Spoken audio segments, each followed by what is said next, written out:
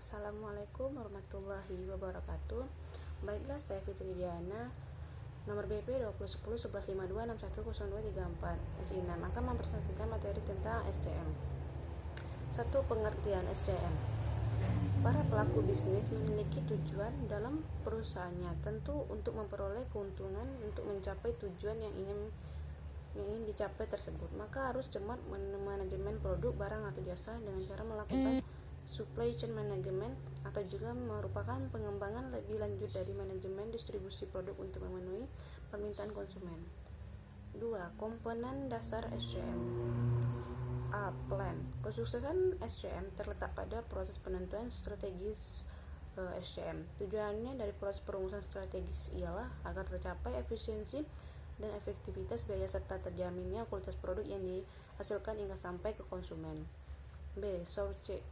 Perusahaan harus mampu memilih supplier bahan baku yang kredibel dan sanggup untuk mendukung proses produksi yang akan dilakukan. Oleh sebab itu, manajer supply chain manajemen harus dapat menetapkan harga, mengolah pengiriman, pembayaran bahan baku, dan menjaga serta meningkatkan hubungan bisnis terhadap supplier.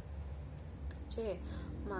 Komponen ini adalah tahap marketing management, chain management, melakukan penyusunan jadwal aktivitas yang dibutuhkan dalam proses produksi, uji coba produksi, pengemasan, dan persiapan pengiriman produk berupa barang atau jasa.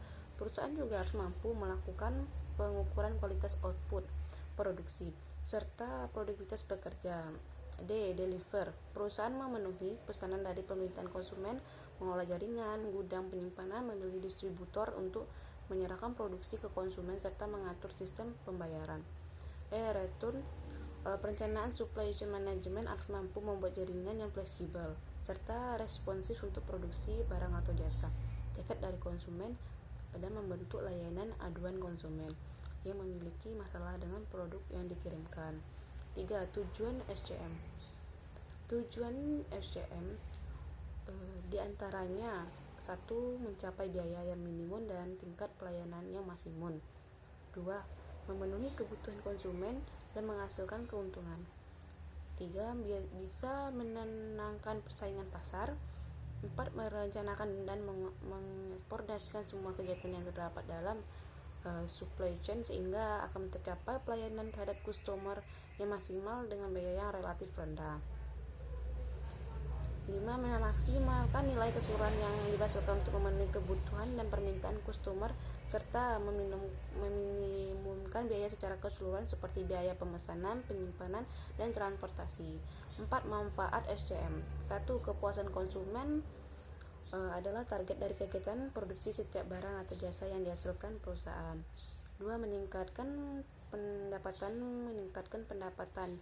Itu artinya semakin banyak konsumen yang setia dan menjadi mitra perusahaan, maka akan meningkat pendapatan perusahaan sehingga produk-produk yang dihasilkan perusahaan tidak akan percuma karena diminati konsumen. 3. Menurunkan biaya berarti pengintegrasikan barang atau jasa dari perusahaan kepada konsumen akhir, berarti pula menguranginya biaya pada jalur distribusi.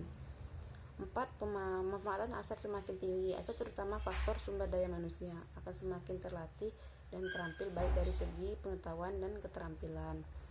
5. Peningkatan laba. Semakin meningkatnya jumlah konsumen yang setiap dan menjadi pengguna produk, barang atau jasa pada gilirannya akan meningkatkan keuntungan perusahaan.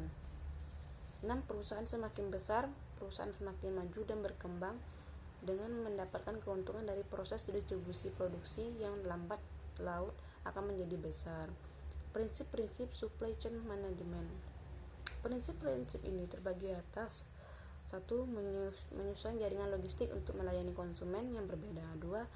Mensegmentasi konsumen berdasarkan kebutuhannya. 3. Mendengarkan dan mengamati sinyal pasar dan jadikan sinyal tersebut sebagai dasar dalam perencanaan kebutuhan sehingga hasil ramalan konsistensi dan alokasi sumber dana optimal. 4. Mengolah sumber-sumber supply secara strategis untuk mengurangi ongkos kepemilikan dari material maupun jasa. 5. Mendiferensiasikan barang atau jasa pada titik yang lebih dekat dengan konsumen dan mempercepat konversi sepanjang rantai pasok. 6. Mengembangkan sebuah strategi teknologi untuk seluruh supply chain yang mendukung pengambilan keputusan, hierarki, serta memberikan gambaran yang jelas dari aliran produk jasa maupun informasi. 7. Mengadopsi pengukuran kinerja untuk sebuah supply chain secara keseluruhan dengan maksud untuk meningkatkan pelayanan kepada konsumen akhir. 8. Proses bisnis supply chain management. 1. Customer Management (CRM).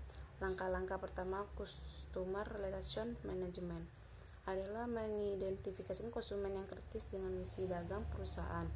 2. CSM Sumber Tunggal Informasi Konsumen yang mengurus persetujuan barang atau jasa.